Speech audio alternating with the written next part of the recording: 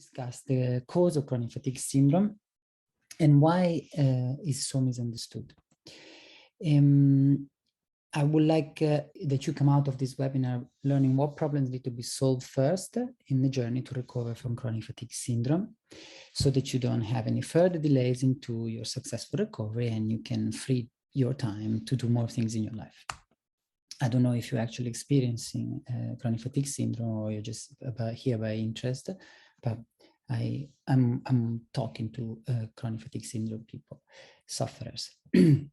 So how I'm going to teach this? By three things. One is to explain the role of the fluids of our body, so that we can appreciate why the cause is difficult to grasp. By fluids, I mean everything that is in our body that is in a fluid form. So the interstitial fluids, the blood, the plasma, and the fluids inside the cells. How fluids are managing the body's changes, so that you can understand what really is in control of our body, and how fixing the fluids is the answer to chronic fatigue syndrome. So you can finally seek the right therapy for your presenting symptoms. So what we will learn in the presentation: what happens if the body fluids don't work well, how the changes caused by some imbalances in the fluids are visible in the body so you can notice, and how with the diet and herbal medicines we can improve the fluids and thus these imbalances in the body. I hope that makes sense. Exclusively we can run, if you like, a body assessment quiz. So it's just a series of questions that can be done in a couple of minutes, where it's basically then from the results of your answers, we can do a live reading and I can show how understanding by observation the imbalances of the fluids that we can perceive through the tissue, by observing the skin, by observing the face, observing the muscles, we can understand what therapeutic strategy to take to heal. Let me introduce myself. My name is Tommaso Perego. I'm a researcher and therapist in natural therapy for chronic fatigue syndrome in UK. I teach at the London College of Naturopathic Medicine and other institutions, and I practice online and in person in UK, in Europe, and in USA. So the experience that I collected in these past 4 years in research in chronic fatigue syndrome and helping people suffering from it is what I want to give you today. So what's important? Why it is important to you now? Well, first of all, because most therapeutic strategies that currently are applied to chronic fatigue people sufferers are dead wrong. They are focused on suppression of symptoms or damage limitation approaches, but both are not leading to full recovery. So what we want instead is to act immediately with the pressing pains, the inability to act and enjoy life. So the approach to chronic fatigue syndrome therapy must change. However, there is a belief that we need to grasp on, and an understanding, I would say better, that the body is able to do this on its own. And I will show you how, if this is for you. So if you are on your own and you're worried to take on board a new experience, but you realize the necessity of taking action because of the impending illness, and if you're a person, or if you're a person with a family, a career, you're at risk of losing your job, because this condition is jeopardizing this type of activities. If you have attempted for a long time to resolve the puzzle of chronic fatigue syndrome and you suffer numerous relapses and fallbacks, or you are experiencing, you don't know if you are a chronic fatigue syndrome sufferer, but you are experiencing muscular and joint pains and inexplicable fatigue, and you want that to stop, this is the place for you. A few house rules before we start is that the webinar is about the therapy and not about promoting a magic pill. So there is no easy solution and is not without effort. Most people that seek a quick remedy for chronic fatigue syndrome will not solve chronic fatigue syndrome whatsoever, because it's a long-term job. However, it's doable. My confession is that it is true that therapies don't work every single time. And you might not have easy results straight away, whichever therapy you use, and results might take longer, some situation might be more difficult. People come from different places, different trajectory in life, and their bodies are different, so they can afford different things. But I'm totally sure, and I can assert now, that you will learn how to get to the best point possible for yourself at this stage, which is a huge progress and a ticket for the final win. So if you ever tried to use therapies to resolve your issues with chronic fatigue syndrome, but you had relapses, you got things a bit messed up and tried to change therapy or redo it better, tried to rebalance the situation, you made it even worse. I know how you feel, because I used to feel the same way. And so we might have more things in common that we know. So my point that I want to present today as the first of these 4 webinars is that there is something that has gone missing in the therapy for chronic fatigue syndrome. And I just would like to start with these 2 little papers from research. So this is the British Medical Journal of Medicine. And so it says in 2004 that chronic fatigue syndrome, what causes chronic fatigue syndrome, is an illness unknown nature and cause.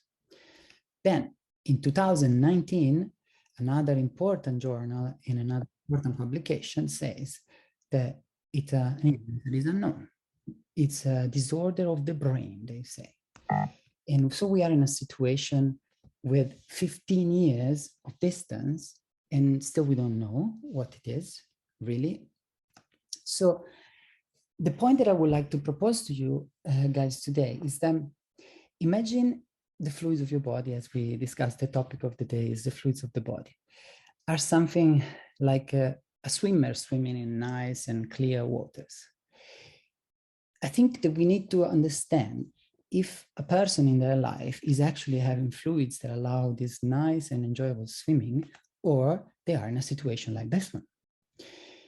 Because the difference between the two is what differentiates a person with chronic fatigue and a person with a normal and good health. So there is something in the fluids of the body which is actually observable in real life, not only by the symptoms, obviously, that are understandable, but also on the tissue of the body, that it basically tells us every day the solution to chronic fatigue syndrome. So look at, this other paper is a review done in 2015 about all the illnesses, all the method of therapies for chronic fatigue syndrome. And it's shocking to see a wide range of intervention likely to be ineffective or of unknown effectiveness. Or they do cognitive behavioral therapy, or they do antidepressant, anticorticosteroids. None of these therapies is actually ever mentioning an activity on the fluids of the body, on the state of the tissues, which is the first practical, real things that we can have as a therapeutic approach. So I have some questions. My first question is, can we observe the body when it develops, when it changes and adapts to the environment, external, or to the environment internal, when, stress or hard moments in life, or even joyful moment in life, and understand something useful from it? Second question is, what is that drives all these body changes? Will knowing that help us understanding better the cause of chronic fatigue syndrome? And the answer for me is yes. It turns out that ignoring the body's developments, changes, and adaptation to the environment, external or internal, in its tissues and fluids could have just been that what caused each therapy so far unsuccess. So I want to propose to you 4 pillars for recovery today. One is to understand the fluid problems. So a person that has problems with their fluids, not talking about chronic fatigue syndrome, talking a person that has dehydration, or he has some swellings, water retention. Fluids problem in the body cause the same symptoms as those happening for chronic fatigue syndrome. Then the second point, that how do we understand the signs of our body when it tells us about imbalances in our fluids and tissues? And what is the role of foods, and how can herbal medicine remedy that? And I hope this is the 4 points that could make interesting for you to be coming here in this very nice day listening to me.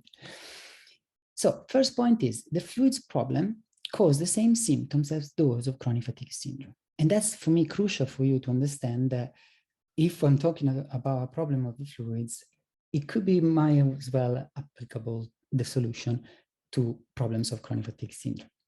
So if fluids in our body surrounds the cells, surrounds the tissue, the organs, I try to find out some pictures to make you aware of this. This is a bit superficial picture, but I can give you an idea that almost our brain mass is composed by fluids, the kidneys, the lungs, the blood, the eyes, the heart. See the percentages of how much is the fluid distribution. A more scientific slide could be this one, where you have 60% of our body is fluids, 40% is solids. And of that particular part of fluids, we have something called the intracellular fluids, which is this one that is inside every little cell, and the extracellular fluid, which is the plasma, the interstitial fluids, and obviously the blood, etc. So I hope this gives you a little bit of an idea what it means.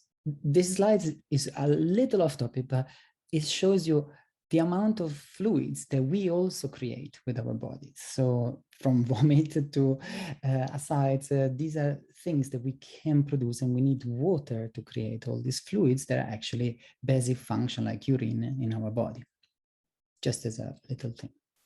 So what are the 4 important functions of the fluids in our body? But the first one is communication, because I don't know if you're aware, but all the nervous system transmissions, they run through the fluids of our body. They're not like attached to the other tissues. They always pass through the fluids. The neurotransmitters, the little particles, go and travel through fluids. Fluids obviously contain nourishment. One and for all, it's our blood. That contains the sugars, the glucose that brings to the cells to make it survive, and all the minerals and electrolytes. Fluids are also protection, because the immune system runs through the fluids. But not only that, the fluids are actually buffers to protect our membranes. So for example, in the stomach, if you don't have enough fluid and lubrication of the membrane, the acid of the stomach can actually hurt our membranes. But we have this mucus lining our stomach membranes that protect. So a buffer, but also the vehicle for the immune system. And last, but more importantly, the fluids needs to be drained. So there is a system of drainage embedded in the fluids with our lymphatic system that is actually an important function of the fluids, because also they clean and take away the waste of all the cells and of all the organs. So these are the 4 important functions of the fluids in our body. I put this table that it can be too complex, but here you see all the functions that I mentioned before. And what happens in bold on the other side when some of this doesn't work. In the middle, there's the technical names of the system from the medical world. But if communication through the fluids doesn't work, we experience pain. We have wrong answer from our muscles, because the nervous system try to contract the muscles, but it doesn't respond. In fact, in chronic fatigue syndrome, or let's say without the proper communication in the fluids, you have fidgeting, a most known symptom. But also you can have mood changes, because the hormones that run through the fluids don't really reach their place, or reach in too much quantity or too little quantity. Then the protection, for example, again, you can have pain, but also damage to the tissues, because if you don't have a barrier, you can actually end up in perforation, or if you have a lack of fluids, you have atrophy, because nourishment doesn't reach. Nourishment, you can feel weakness, low energy, fatigue, poor sleep, poor resistance, and drainage, you have swelling. You can also have nausea or vomit. You can have a feeling of hangover when you wake up. And as well also pain and inflammation, because if you don't drain well, toxins build up. And so this slide for me is the shocking point, because if you have problem with the fluid of your body, you experience pain, you have wrong answer from our muscles, fatigue, muscle and joint pain, inflammation, poor sleep, irritability, swellings, brain fog. If I look in any review of chronic fatigue syndrome in the scientific papers, all the known symptoms of chronic fatigue are exactly the same. So if you have pain, you have pain. Wrong muscles, they call it fidgeting or autonomic dysfunction, but that's what it means. Fatigue is the same, muscle and joint pain is the same, poor sleep is called insomnia or sleep apnea, nervous irritability, but we have exactly the same symptoms of people suffering with problems with the fluids. Finish of chapter 1, end of chapter 1. Chapter 2 is understand the signs of your body. So how do we notice if my body is changing internally? Well, I can look at myself. So I look at my tissues, the color of my skin, of my face, underneath my eyelid, my tongue, the nails bed, the quality of my skin.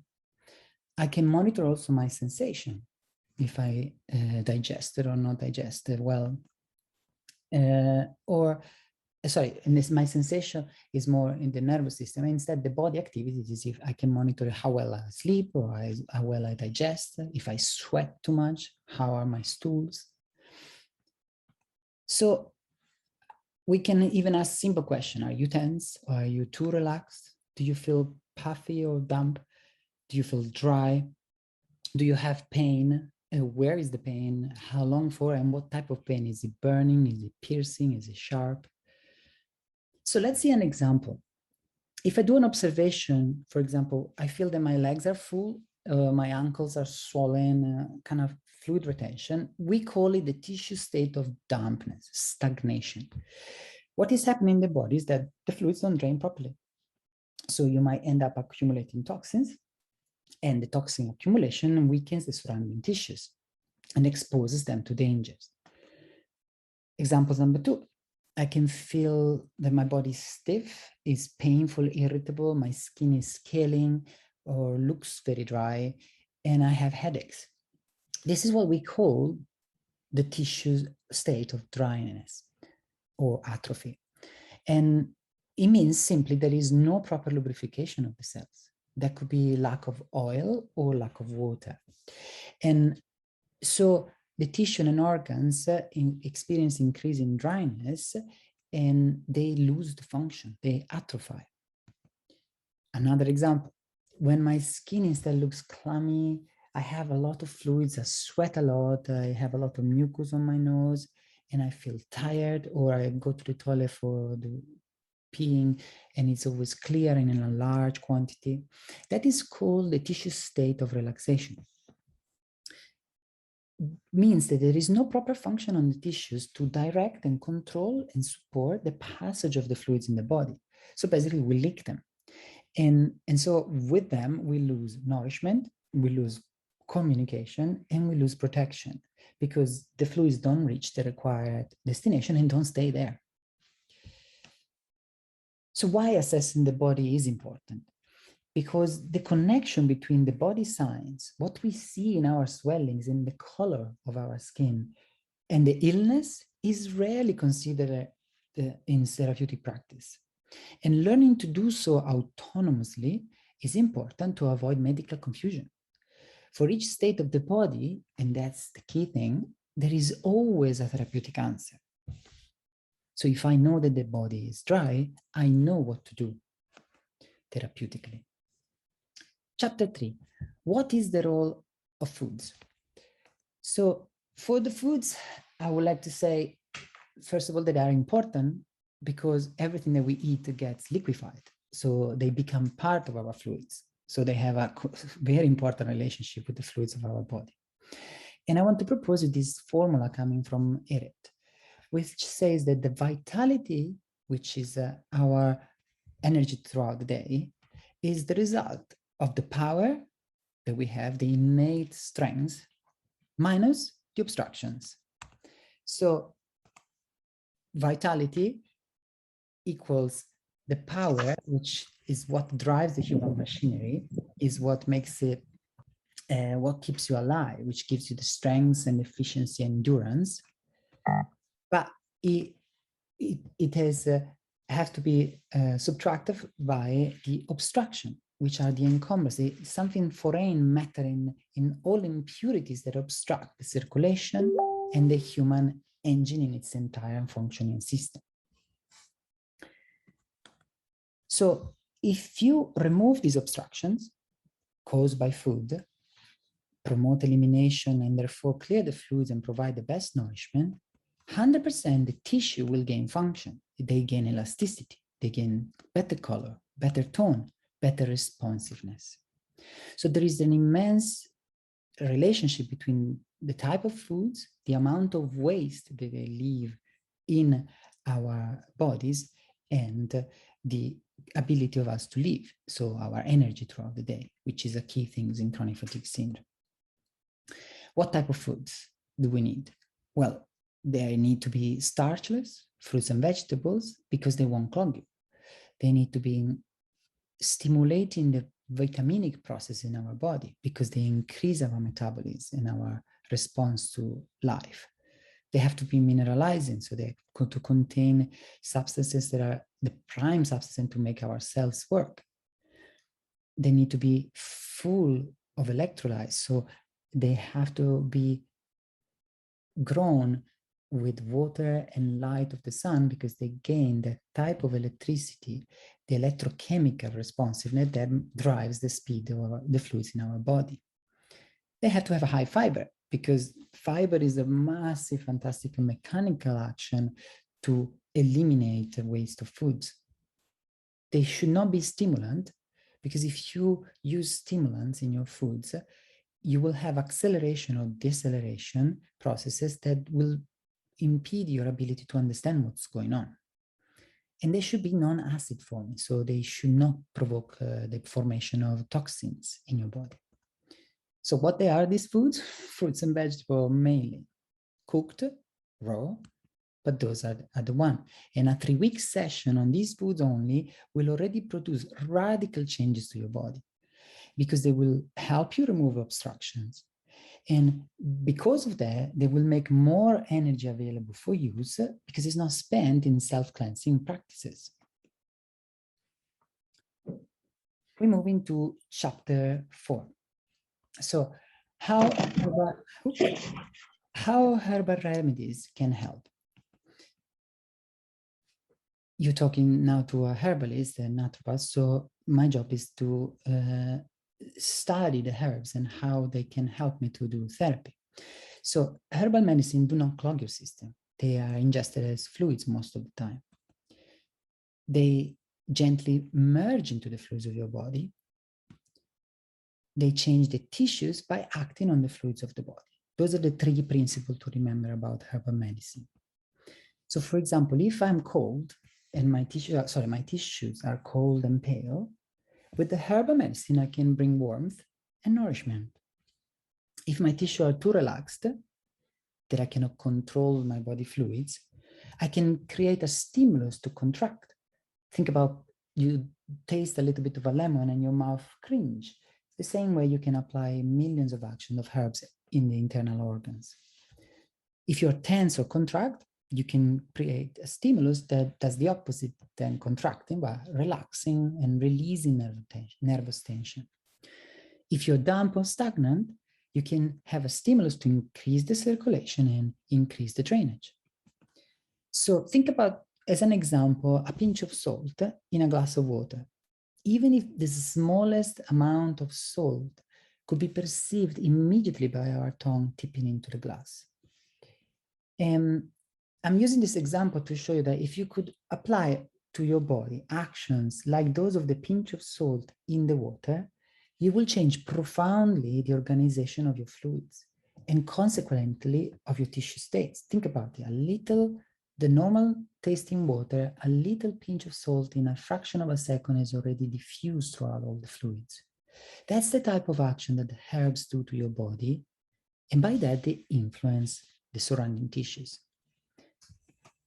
So In classes of herbal medicine, when I teach at the college, we do tasting sessions that are called organoleptic tasting. So we take very little portion of herbs and we record the impression we perceive while we taste them. So for example, super astringent herbs, they make your mouth and tongue dry. If you ever come across a rose, pick up a petal and chew it a little bit. In less than a minute, you will feel your tongue super dry.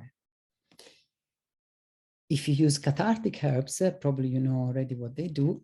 So senna pods or the skin of the aloe vera leaf, you will probably have to go to the toilet very soon. So they are able to open up the bowels just by eating this type of foods. They create a reaction in our body. My favorite one is Artemisia absinthium, which is a plant that is super warming, but also makes you dream. Daydream, if you use it in excess. So, and two examples with the herbs. So going back to the previous example that I gave you, if the legs feels full, the ankles are swollen, and I feel I have fluid retention, we say the body is damp or stagnant. And so the corrective strategy should be increase the drainage of the fluids, support the liver to improve the detoxification of these fluids full of toxins accumulated. Because toxicity causes poor communication and poor responses in the tissues. Herbs like gallium, the bedstraw, the sticky willy, it's called as well, or Echinacea angustifolia are fantastic herbs to do that. When the body feels stiff or painful, irritable, we talk about it is scaling or dry, we call the tissue state is dry or atrophy, and you need lubrication. And without fluids and without the right amount of moisture, hardly anything can happen in the body. And what are the suggested herbs? The marshmallow, so the Althea officinalis, or the ulmus fulva, which is the slippery elm. Those are usually taken in as powders because they have a lot of mucilaginous, so they're really covering your body with a slimy mucus, which is fantastic for repairing, for example, problems with people with gastritis, problem of pain in the stomach or in the bowels. So people who suffer from chronic fatigue syndrome symptoms have thus a powerful, easy to access medicine in their hands, capable to adjust and reorganize the fluids of their body, and so having consequences on the tissues and on the overall energy distribution. If your body is cold, herbs can bring heat. If your body is in state of heat, herbs can cool it down. If your body is dry and tense, herbs can lubricate and relax it. And if your body is stagnant, herbs can stimulate and tone it. So that's how we use the herbs in the therapy program and how you should experience them. Guess what? This is also working under therapy, as I mentioned before, because I've seen a lot of my clients healing already just by using the foods alone.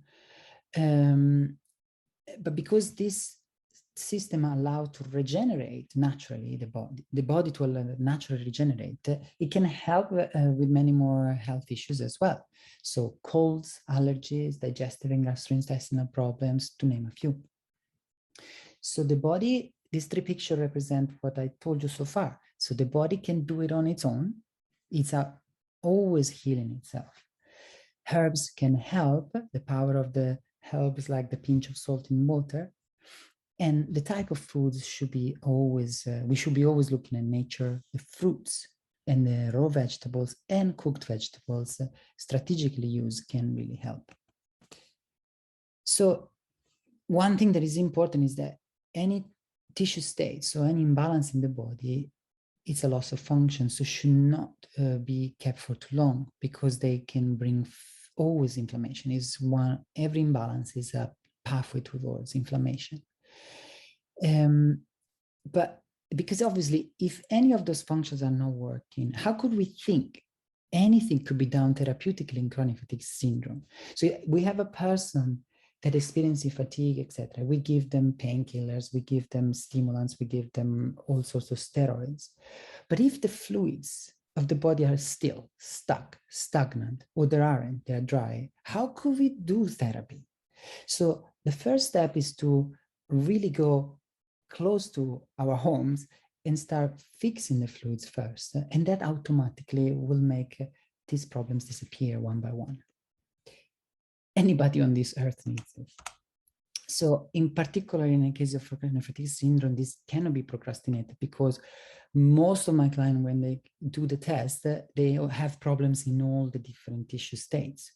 Advanced states of chronic fatigue syndrome, you always have coldness with heat, dryness with stagnation, because the fluids are in crisis all over the place. So we should never leave it untried. Later today, as part of a live session in a few minutes, we can do one assessment together if you like and review its results so you can see firsthand what this all means.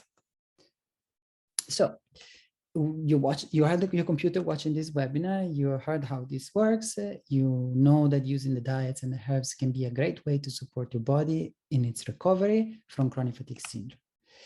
And what I just showed you is the exact system I personally used, first to get myself out of trouble, and second to help people from 2018 in my nutrition and herbal clinic. If you like me to help you make these changes happen for you, implementing each step and everything I told you so far, I'll be delighted.